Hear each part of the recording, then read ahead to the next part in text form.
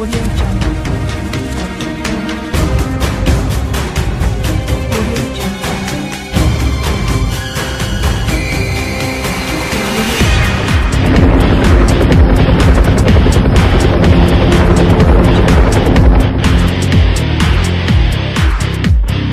Audio Jungle.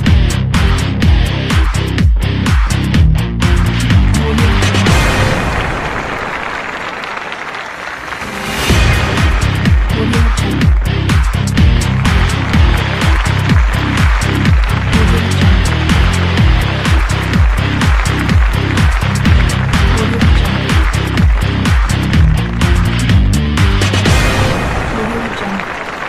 అదేవిధంగా automobile రంగంలో మనం చూసుకుంటే కనుక కార్ ఆటోమేటిక్ సిస్టమ్ ఇప్పుడేంటంటే ఇంకా మనకున్న కార్లు అనేది మెకానికల్ సిస్టమ్ ఎక్కువ ఉంది. సో ఇప్పుడు వచ్చే కమింగ్ ఇయర్స్లో ఆటోమొబైల్స్లో కార్లు కానీ లేదంటే మోటార్ బైక్స్ కానీ లేదంటే విమానాల్లో కానీ లేదంటే ఇంకా బుల్లెట్ ట్రైన్స్ కానీ సో లేదంటే మిజైల్స్ కానీ సో లేకపోతే ఇంకా యుద్ధ ట్యాంకులు కానీ ఏమైనా సరే ఇవన్నీ ప్రతి ఒక్కటి ఏంటంటే ఇప్పుడు ఎలక్ట్రానిక్స్ ఆపరేషన్ అనేది ఎక్కువ అయిపోయింది. మెకానికల్ కంటే ఆ ఎలక్ట్రానిక్స్ ఆపరేషన్ అయిపోయింది. ఇప్పుడు మనం ఒక కార్ ఆటోమేషన్ చూస్తున్నాం. సో ఆ కార్ స్టీరింగ్ ఆపరేషన్ సిస్టమ్ కానీ లేదంటే కార్ నావిగేషన్ సిస్టమ్, కారు ఎక్కడ ఉంది, ఎలా వెళ్తుంది, ఏ పొజిషన్లో ఉంది, సో ప్రతి ఒక్కటి మనం అబ్జర్వ్ చేయొచ్చు అన్నమాట కార్ని. సో ఎంత స్పీడ్ వెళ్తుంది ఇవన్నీ మనం అబ్జర్వ్ చేయొచ్చు వితౌట్ డ్రైవింగ్. డ్రైవర్ ఆల్సో మనం చేసుకోవచ్చు. సో ఏంటంటే మనకి స్క్రీన్ ఉంటుంది, ఆ స్క్రీన్ మీద మనకు కంప్లీట్ ఉంటుంది ఆటోమేటిక్ సిస్టమ్. సో తర్వాత మన కారు థెఫ్ట్ అయినా సరే ఇమీడియట్గా అది మనకి ఇండికేషన్ ఇస్తుంది ఇది ఎక్కడ ఉంది. సో ఇది మొబైల్ కమ్యూనికేషన్ అనేది ఏంటంటే చాలా అన్నివిధంగా దాని టెక్నాలజీ అనేది ఇంప్రూవ్ అయిపోయింది. సో ఇప్పుడు డోర్స్ ఓపెన్ చేయడం కానీ లేదంటే ఎంత స్పీడ్తో పోవాలని కానీ లేదంటే ఇప్పుడు ఆటోమేటిక్ డిటెక్షన్ సిస్టమ్ వచ్చింది. అంటే ఎదురుగా వేరే కార్ వచ్చినప్పుడు ఆటోమేటిక్ ఆగిపోవడం, అంటే ఇది కొలిజన్ అవాయిడెన్స్ అంటారు. కొలిజన్ అవాయిడెన్స్ సిస్టమ్ అంటే ఎంత ట్రాఫిక్ అయినా సరే వేరే వెహికల్ తోటి మనకి ఇది ఎలాంటి పరిస్థితి యాక్సిడెంట్ అవ్వదు.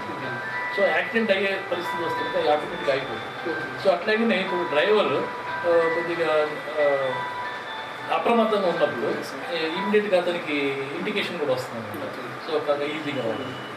సో ఇలాగేమంటే మనకి ఆటోమేషన్ అనేది చాలా అభివృద్ధి చెందింది. సో ఆటోమొబైల్ రంగంలోనూ చాలా మనకి ఇంప్రూవ్మెంట్ వచ్చింది. సో ఈసీ విద్యార్థికి అన్ని రంగంలోనూ బాగా పనిచేస్తుంది.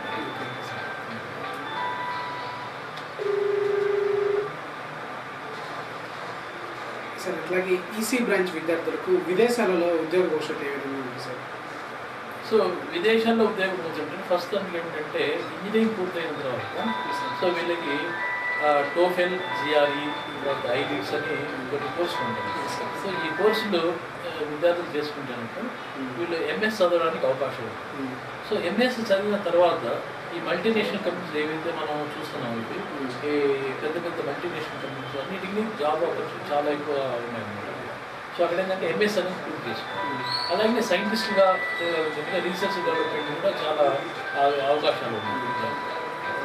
సో అంటే ప్యాకేజ్ ఎట్లా ఉంటుంది సార్? సో మనకి ఇప్పుడు మన ఇండియా ప్యాకేజ్తో కనుక అక్కడ డాలర్స్ కదా.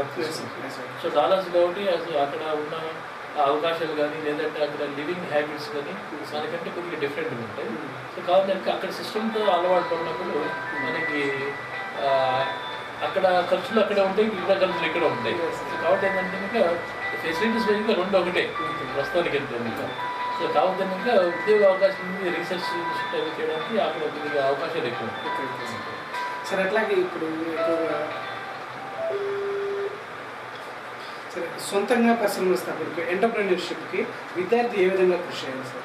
సో ఎంటర్ప్రెన్యూర్షిప్ అనేది ఏంటంటే అది చాలా డెడికేటెడ్ థింగ్ ఉంది.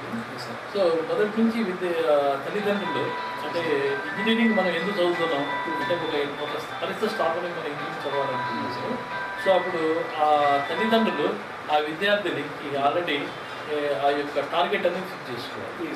సో మనం ఒక పరిశ్రమ స్థాపన చేయడానికి మనం ఏంటి క్వాలిటీస్ కొంతమంది అంటే కనుక ఇప్పుడు ఇంజనీరింగ్లో ఉన్న అది పరిశ్రమలకు కావాల్సిన అవకాశాలని మనం అలవాటు చేసుకొని సో వాటిని చదువుకొని బాగా సో ఏ పరిశ్రమ మనం పెడితే కనుక అంటే మార్కెటింగ్ సర్వే అనేది చాలా ఇంపార్టెంట్. సో మార్కెటింగ్ సర్వే అనేది ఒకటి చేసుకొని తర్వాత దానికి కావాల్సిన ఆర్థిక సహాయం. ఇప్పుడు ఆర్థిక సహాయం అంటే ఇప్పుడు అతనికి డబ్బు బ్యాక్గ్రౌండ్ అంటే బాగానే ఉంటుంది. కాకపోతే కనుక బ్యాంక్ ద్వారా వెళ్ళడం, సో బ్యాంకులు కానీ ఆర్థిక సహాయం అవి తీసుకొని దాని ద్వారా అతను వెళ్ళచ్చు. సో ఇలాంటి ఏంటంటే ఇది ఉపాధి అవకాశాలు ఈ పరిశ్రమ స్థాపించడానికి సో చాలా అవకాశాలు ఉన్నాయి. సో ఎలక్ట్రానిక్స్ రంగంలో ఇప్పుడు ఏదైతే మనం చూసుకున్నాం, సో ఏ విడిభాగాలు కానీ ఎలక్ట్రానిక్ ఆటోమేషన్ కానీ విడిభాగాలు కానీ లేదంటే ఇంకా యాంటీనాస్ కానీ లేదా కేబుల్ సిస్టమ్ కానీ కమ్యూనికేషన్ కానీ ఆప్టికల్ ఫైబర్స్ కానీ సో ఏదో ఒక పరిశ్రమ స్థాపించి అభివృద్ధి తీసుకోవాలి. అతి తక్కువ పెట్టుబడితోనే ఎక్కువగా చేసుకో అవకాశం ఉంది. సార్ అట్లా ఇప్పుడు ఈ నాన్ ఇంజనీరింగ్ వాళ్ళకి కూడా ఉద్యోగ అవకాశాలు ఏ విధంగా వాళ్ళ భవిష్యత్తు ఏ విధంగా ఉంటుంది సార్? సో నాన్ ఇంజనీరింగ్ అంటే కనుక ముఖ్యంగా ఇప్పుడు సపోజ్ ఒక ఇంజనీరింగ్ విద్యార్థి ఏదో బలవంతం మీద ఇంజనీరింగ్ కాలేజీలో చేరి అంటే అతనికి ఏదో బోటాబొట్టిగా మార్కులతో పాస్ అయ్యాడు. కాకపోతే ఏంటంటే అతనికి వేరే రంగంలో అతని టాలెంట్స్ బాగుంటాయి. సో ముందు అది గుర్తించుకొని రైట్ సపోజ్ అతనికి మార్కెటింగ్లో బాగా ఇంట్రెస్ట్ ఉందండి, మార్కెటింగ్లో లేదంటే కనుక ఒక మేనేజర్ క్వాలిటీస్ అతను ఉంటాయండి. సో లేదంటే కనుక ఫిల్మ్ ఇండస్ట్రీ, యాక్టింగ్ లేదంటే ఒక ఇది కామెడియన్ కానీ లేదంటే అతని క్వాలిటీస్ బట్టి అనమాట, లేదా ఒక డ్యాన్సర్గా కానీ. సో అతనికి ఏదైతే అంటే ఇంజనీరింగ్లో ఏ విధంగా అతను ఎక్స్ట్రా కరిక్యులర్ యాక్టివిటీస్ ద్వారా అభివృద్ధి చేసుకున్నాడో సో ఇవన్నీ అతనికి తర్వాత ఉపయోగపడతాయి. సో ఇంజనీరింగ్లో కాకుండా సో అతను ఎక్స్ట్రా కరిక్యులర్ యాక్టివిటీస్ ద్వారా అతనికి క్వాలిటీస్ ఇంప్రూవ్ చేసుకొని, ఎందుకంటే చాలా ఇంజనీరింగ్ కాలేజెస్లో ఇప్పుడు ఒక మంచి స్టాండర్డ్ ఇంజనీరింగ్ కాలేజెస్లో సో విద్యార్థికి ఇవన్నీ నేర్పిస్తారు. సో ఇది వాళ్ళ ఎక్స్ట్రా కరిక్యులర్ లేదా కరిక్యులర్ యాక్టివిటీస్ ఇవన్నీ ఉంటాయి. సో వాటి ద్వారా బాగా అభివృద్ధి చేసుకొని సో అతను ఎంబీఏ చేసుకోవడం మేనేజ్మెంట్ సైడ్, ఎంబీఏ లేదా ఫిల్మ్ ఇండస్ట్రీస్కి వెళ్ళడం కానీ లేదంటే బ్యాంకింగ్ సైడ్. బ్యాంకింగ్లో కూడా ఇప్పుడు చాలా అభివృద్ధి చాలా అవకాశాలు ఉన్నాయి. బ్యాంకింగ్ పీఓ ఎగ్జామ్స్ రాసుకొని సో ఇట్లా ఉన్నాయి. సో అతను నిరాశ పడకుండా 4 ఏళ్ళలో నేను చదివాను అనవసరంగా నాకు ఎలాంటి ఉద్యోగాలు రాదని నిరాశ పడకుండా అతను నాన్ ఇంజనీరింగ్ వెళ్ళి అతని టాలెంట్ని ఉపయోగించుకొని ఆర్జించడం అనేది చాలా మంచిది విద్యార్థి. సార్ అట్లా సమాజానికి అసలు ఈసీ విద్యార్థి ఏ విధంగా ఉపయోగపడతారు సార్? ఇప్పుడు సమాజానికి అంటే ఇప్పుడు అతను ఒక మంచి ఇండస్ట్రీలో చేరి ఒక మంచి ప్రోడక్ట్ అభివృద్ధి చేయడం వల్ల సో అలాంటి ప్రోడక్ట్స్ ఎవరైతే ఇప్పుడు అగ్రికల్చర్ కానీ లేదంటే ఒక విలేజ్లో సపోజ్ ఇప్పుడు సోలార్ సిస్టమ్ ఉంది, నాన్ కన్వెన్షనల్ తీసుకున్నాం, విండ్ ఎనర్జీ యూజ్ చేసుకొని మన ఎలక్ట్రిసిటీ ప్రొడ్యూస్ చేయడం. తర్వాత ఇది సోలార్ సిస్టమ్ ద్వారా ఇప్పుడు ఏంటంటే ప్రస్తుతానికి మనకి ఎలక్ట్రిసిటీ అనేది చాలా స్కేర్సిటీ ఉంది. బట్ ఇప్పుడు ఏంటంటే రాను మనకి సోలార్ సెల్స్, ఈ సోలార్ పవర్ సిస్టమ్ అనేది మనకు కొద్దిగా అందుబాటులో వస్తుంది. సో ఇంతకుముందు ఏంటంటే ఇంకా మెయింటెనెన్స్ ఛార్జెస్ చాలా ఎక్కువ ఉండేవి. ఏంటంటే గవర్నమెంట్ దాని మీద మనకి సబ్సిడీ ఇస్తుంది. సో ఆ సబ్సిడీ తోటి మనకి ప్రతి ఒక్క ఇంట్లోనూ మనం ఒక సోలార్ సిస్టమ్స్ అని మనం పెట్టుకుంటాం కదా. సో అది మనకి చాలా ఉపయోగంగా ఉంటుంది. సో కాబట్టి ఏంటంటే విద్యార్థులు ఇది ఎవరైతే ఒక ఉద్యోగంలో చేరినాలో సో సమాజానికి ఏదైనా కావాల్సిన సమాజ సేవ చేయొచ్చు అన్నమాట. ఈ ఉదాహరణ అభివృద్ధి చేసి కొన్ని ప్రాజెక్ట్స్ వాళ్ళు సొంతంగా అభివృద్ధి చేసి ఇవి సమాజానికి ఉపయోగపడుతుంది. అంటే ఇప్పుడు అగ్రికల్చర్ ఉంది, ఇప్పుడు అగ్రికల్చర్లో తర్వాత ఇన్స్ట్రుమెంట్స్ మనకి చేస్తాం. సో ఒక రైతుకి మనం హెల్ప్ చేయొచ్చు.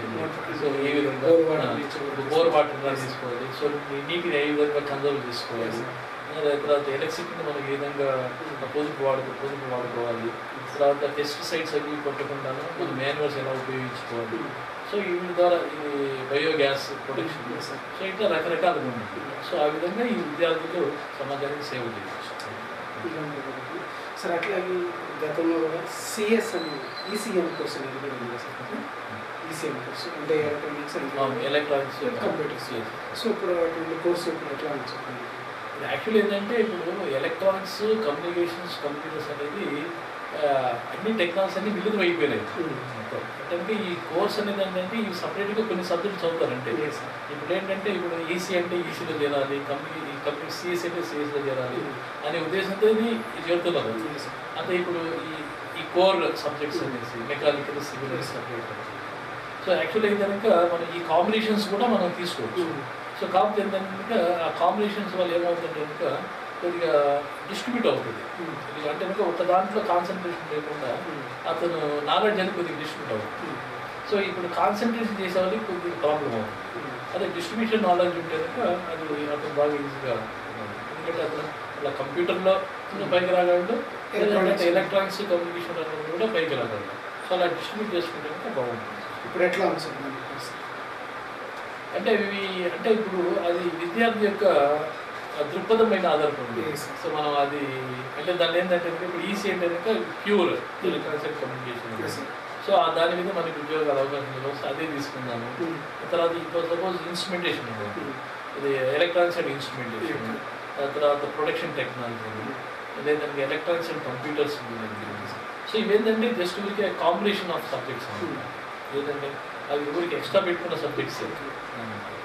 సో దానివల్ల ఏమో ఉపయోగం ఉంటుంది? దానివల్ల ఏంటంటే అంత ఏం ఉపయోగం, ఏ చదివినా ఒకటే.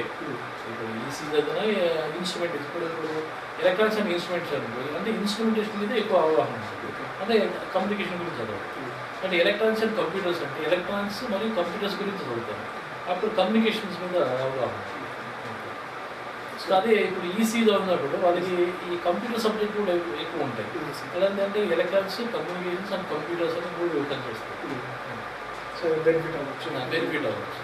సో అదేవిధంగా ఏంటంటే ఇప్పుడున్న సిలబస్ ఏంటంటే స్టూడెంట్కి ఇట్లా ఇది ఎలక్ట్రికల్ మిషన్స్, ఎలక్ట్రిక్ టెక్నాలజీ, తర్వాత civil engineering subjects, mechanical engineering subjects కూడా కొన్ని ఇప్పుడు యాడ్ కొన్ని దాంట్లో కలిపారు. సో దానివల్ల ఏంటంటే అవి కూడా వాళ్ళకి కొద్దిగా అవగాహన ఎక్కువ ఉంటుంది. సార్ అట్లాగే Audio